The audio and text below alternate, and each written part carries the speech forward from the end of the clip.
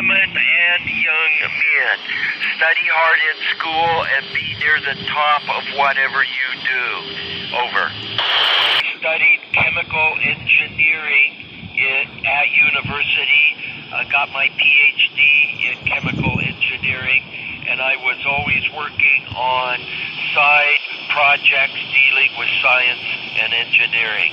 Over. I do not think that the absence of local gravity affects our perception of space and time. Perhaps the orbit with 16 day-night cycles might affect, but I do not notice any change in perception of space and time. Over. We have freeze-dried food and thermal stabilized food.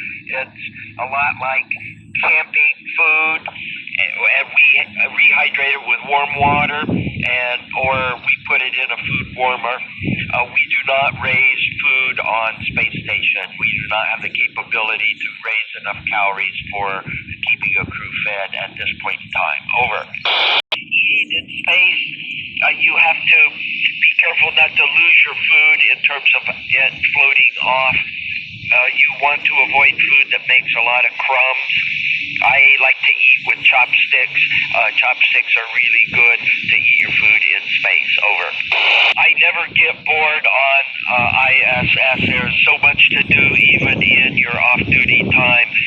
Doing imagery out the windows is one of my favorite pastimes. Over. I think the most challenging mental challenge is following a timeline where every day, every 5-minute space in your day is pre-planned and you have to stick to the plan. Over. Station has many scientific goals, both in physical science, chemistry, and in biological sciences. I think the most significant are going to be the human research programs that we have that look at human physiology and microgravity, and this can be applied to everyone on planet Earth that doesn't have the experience of going into space. Over. Do not work on designing tools for cosmic radiation. I can measure the levels of cosmic radiation that we have on station and document that aspect, but actually making the tools and the radiation shielding I do not work on. Over. There are currently planned several different varieties of space stations. These are commercial space stations from free enterprise companies, and each one will probably have a different focus. One may be for biological research. The others I am not certain.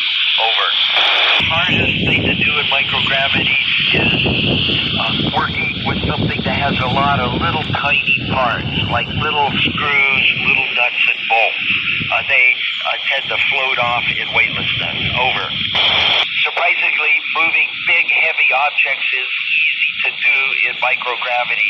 Moving something the size of a refrigerator can be done with just a couple of fingers. Over. We use GMT time, and we start at 7 a.m. in the morning, and we work 12-hour days. We get off at 7 p.m., and there's typically